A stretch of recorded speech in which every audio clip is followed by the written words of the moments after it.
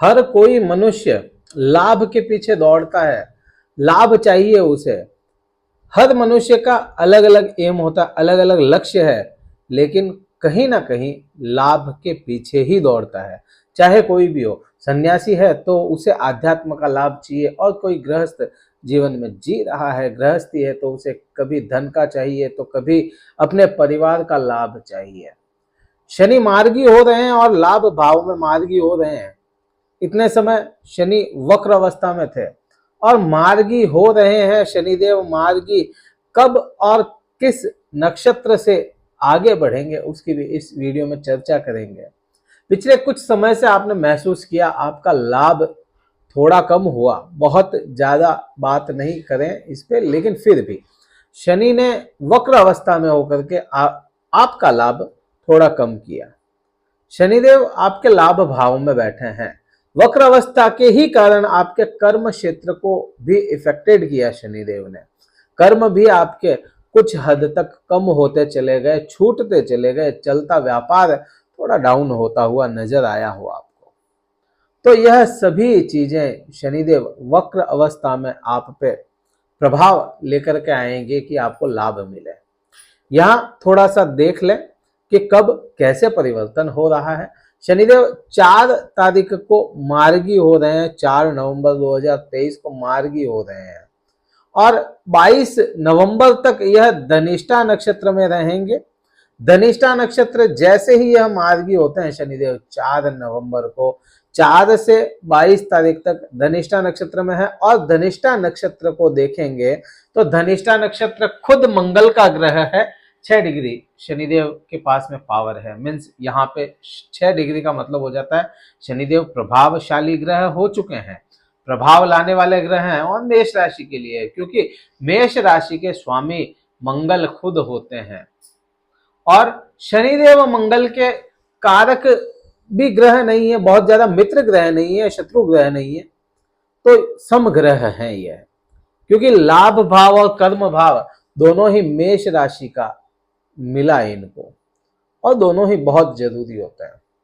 तो शनिदेव यहीं पे आपका इफेक्ट लेकर के आएंगे 22 तारीख तक। क्योंकि मंगल के खुद के नक्षत्र में है तो यहाँ पे आपको पर्सनली काफी कुछ फायदा 22 तारीख तक शनिदेव देंगे।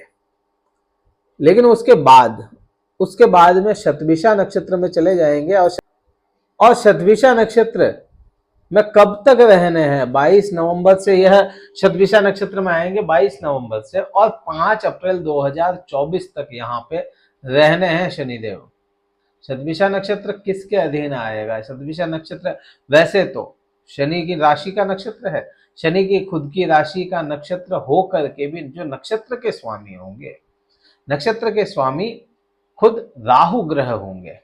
अब यहाँ पे इस चीज को समझेंगे कि शनि यहाँ तक तो अपने को क्लियर समझ में आता है कि शनि शतभिषा नक्षत्र में जाएंगे, मतलब शनि के मित्र ग्रह राहु के घर में जाएंगे, राहु के नक्षत्र में जाएंगे। लेकिन इफेक्ट कहाँ पे लाएंगे? राहु है वहां पे लाएंगे या शनि की दृष्टियों में लाएंगे? यह चीज को देखेंगे। सबसे पहले शनि की जो दृष्टियां हैं वहां इफेक्ट आना है, और क्या क्या आएगा उसकी बात कर लेते हैं। 3 और 10, 3, 7 और 10 यह शनि की दृष्टि संबंध होता है। अब राहु कहां पे प्लेस है या राहु कहां पे आ गया? देखिए राहु अभी के समय में बिल्कुल कमजोर अवस्था में है। 29.57 के आसपास होगा, 29 डिग्री और 57 कला के आसपास होना चाहिए अभी। और वह बैठा है मीन राशि में। राहु मीन्स शनि का डिस्पोजिटर राहु है अभी 22 तारीख के बाद, तो वह राहु डिस्पोजिटर है और वह आपके द्वादश भाव के भी इफेक्ट कुछ हद तक लेकर के आएगा। बहुत ज्यादा नहीं, बहुत कुछ हद तक, लेकिन दृष्टि संबंध मेन होगा इसका। अच्छा, डिस्पोजिटर का क्या आएगा यहाँ पे, इसको समझेंगे तो यहाँ पे झूठे इल्जाम 22 तारीख से आपके शुरू हो सकते हैं। आप पे कोई भी कोई लड़ाई झगड़ा या कोई कुछ भी इस टाइप का आपके ऊपर उंगली उठा सकता है, छोटे मोटे आप पे इल्जाम लगने शुरू हो जाएं। यहाँ पे यह चीज का आपको विशेष ध्यान रखना पड़ेगा क्योंकि राहु के नक्षत्र में चल रहा है। अब यहाँ पे दृष्टि संबंध देखेंगे तो तीसरी दृष्टि मेष राशि पे खुद पे आ जाती है। मेष राशि पे शनि की दृष्टि होना, यह लग्न चार्ट से देखेंगे आप वीडियो तो लग्न से सटीकता पूरी पूरी बैठेगी। और किसी को लग्न का नहीं पता है तो आप चंद्र राशि से देख सकते हैं, तो भी आपको काफी कुछ इफेक्ट समझ में आएगा। अब जो खुद लग्न पे या मेष राशि पे इसकी शनि की दृष्टि आएगी तो शनि क्या है, शनि को आप क्या समझते हैं, शनि आपको क्या दे सकता है? शनि एक दायरा है, शनि ये बाउंडेशन है, आप यहां है और ये शनि बाउंडेशन है, इसमें बांधने का काम करता है शनि। शनि कभी आपको अनबाउंड नहीं करेगा, शनि कभी आपको खुले नहीं छोड़ेगा, शनि हमेशा दायरे में बांध के रखेगा। और शनि कंजेस्टेड भी कर देता है, बिल्कुल जकड़ लेता है। वही परिस्थितियां, शनि आलस भी डाल देता है शरीर में, शनि स्लो कर देता है आपको। मेष राशि वाले जातक वैसे ही स्लो होते नहीं है, व्यवहार में नहीं है इनको स्लो होना, लेकिन यह स्लो कर देता है। यहाँ आपको थोड़ा सा आलस लेकर के आ सकता है, आपको आपके बॉडी में आलस ला सकता है, आपके मन में आलस ला सकता है, आपको खुद को स्लो कर दे, आपकी जो बाउंड्रीज है उनको जकड़ ले आपकी। आपको पता है कि मैं इतना सब कुछ कर सकता हूं, लेकिन वह आप बंध से जाएं। आप मेरी बात को समझ रहे होंगे। तो यह इफेक्ट शनिदेव लेकर के आएंगे। शनि यहाँ पे आपको संतान सुख पे भी, पंचम भाव पे भी शनि की 7वीं दृष्टि आती है आपकी। तो 7वीं दृष्टि पंचम भाव का मीन्स एक तो संतान सुख, यहाँ पे लव रिलेशन, यहाँ पे आपकी इच्छाएं, यहाँ पे आपकी शिक्षा, यह सभी चीजें आती है। और क्योंकि राहु के संबंध मंगल के साथ में अच्छे नहीं हैं, क्योंकि राहु के संबंध मंगल के साथ में अच्छे ना होकर के राहु के नक्षत्र में रहेंगे 22 तारीख के बाद, तो यहाँ पे 22 तारीख से पहले कोई इफेक्ट बुरा नहीं है।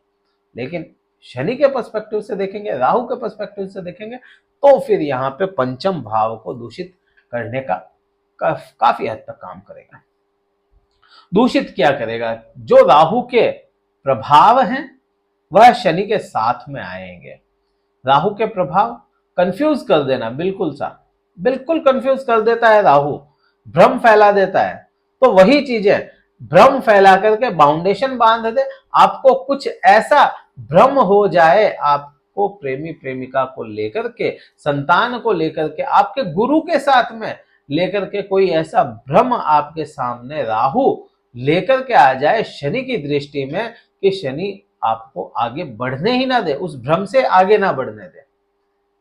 कुछ भी कंफ्यूजन हो सकता है यहाँ पर, यह शनि आप पे इफेक्ट लेकर के आएगा। संतान सुख की बात करें तो यहाँ पे संतान की बात जब आएगी तो संतान से आप कंफ्यूज हो सकते हैं, संतान क्या कहना चाहे, आप क्या समझना चाहें और समझ कुछ और ही जाए। यहाँ पे संतान सुख को लेकर के यह चीज भी सामने आएगी। अब ना केवल एक शनि ही ग्रह है जो आप पे इफेक्ट लाता है, केवल एक शनि तो है नहीं ग्रह, केवल शनिदेव नहीं है कि आपकी पूरी कुंडली को ही इफेक्ट ला लेंगे, दूसरे भी कई सारे ग्रह होते हैं, वह भी आप पे प्रभाव लेकर के आते हैं। लेकिन यह बात शनि के पर्सपेक्टिव से, शनि के नजरिए से कर रहे हैं कि शनि आप पे क्या इफेक्ट लेकर के आएंगे। 10वीं दृष्टि की अगर बात करें, 10वीं दृष्टि आपके अष्टम भाव का आती है। यहां से काउंट करोगे तो 10वीं दृष्टि आपके सीधा 8, 9 और 10 अष्टम भाव का आती है। अष्टम भाव फिर वही बात, मंगल के अधीन है। 22 तारीख तक कोई इशू नहीं है, 22 तारीख तक आपको हर तरफ से यहाँ पे कह सकते हैं कि विजय का समय है। लेकिन जैसे ही राहु के नक्षत्र में, शतभिषा नक्षत्र में जाएंगे तो परेशानियां आपको अष्टम भाव से खड़ी करेंगे। गुप्त शत्रु आपके सामने लेकर के आएंगे। यहाँ पे गुप्त शत्रु कई बार आपको गुप्त घात देने का काम करेंगे। यहीं से आपके पिता के स्वास्थ्य में थोड़ी सी गड़बड़ें शनिदेव कर सकते हैं राहु के नजरिए से। यहीं से आपके ससुराल पक्ष में, आपके परिवार और आपके ससुराल में, आपका पर्सनली किसी ससुराल पक्ष में किसी एक आदमी से झगड़ा या आपका इसको कह सकते हैं मनमुटाव की स्थितियां ले आए। अगर ससुराल पक्ष से मन मुटाव की स्थितियां आई तो आपके घर परिवार में भी उसका इफेक्ट आएगा। कुल मिला के आप पे खुद पे डायरेक्ट उसका इफेक्ट आएगा।